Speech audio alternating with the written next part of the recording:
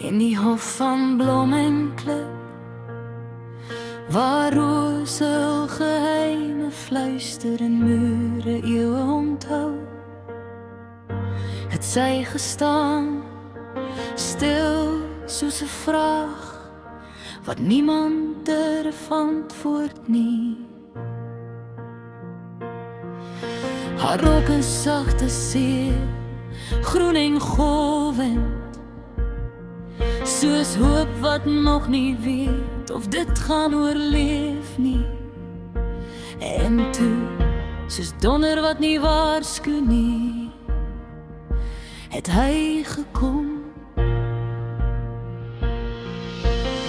Nie net 'n ridder nie, maar 'n man van staal en storm, sy oë vol ongesproke oorlog, sy asem swaar met dinge wat nie name het nie, maar dit was nie hy wat die stilte gebreek het nie, dit was die draak.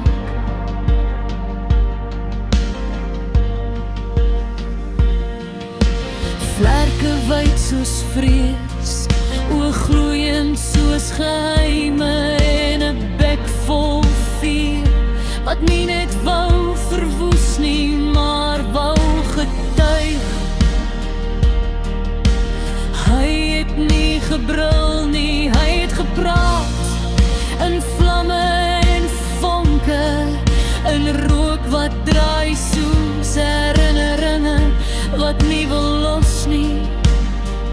En tog het die ridder nie afgeklim nie, hy het nie geveg nie, hy het nie gevlug nie, hy het gebly.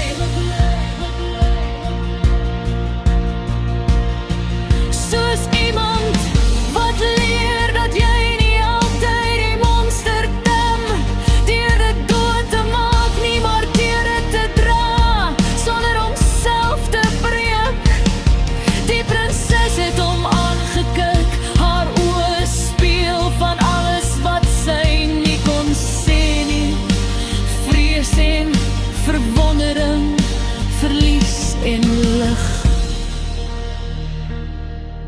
Want hoe verstaan 'n hart dat die ding wat jou kan verbrand ook die ding is wat hom vorentoe dra.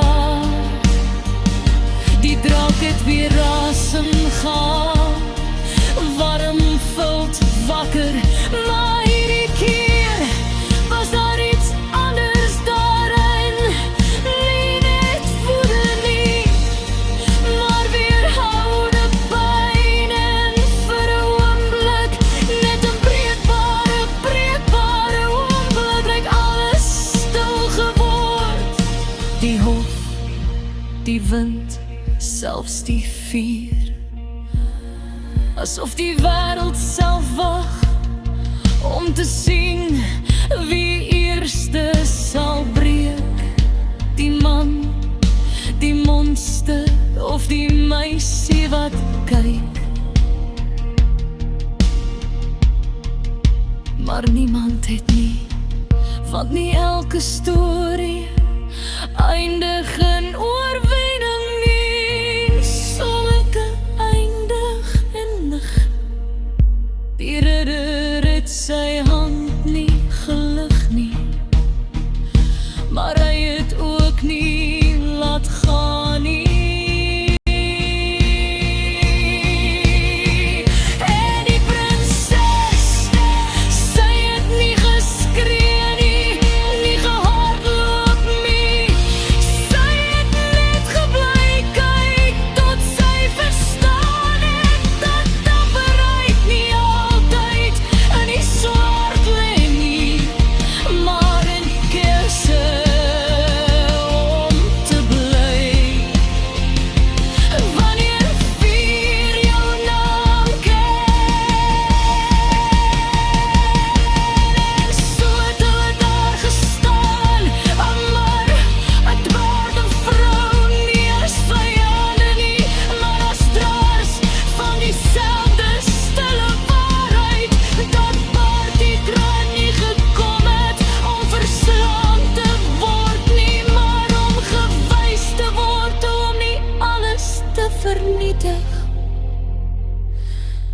wat hulle dra nie.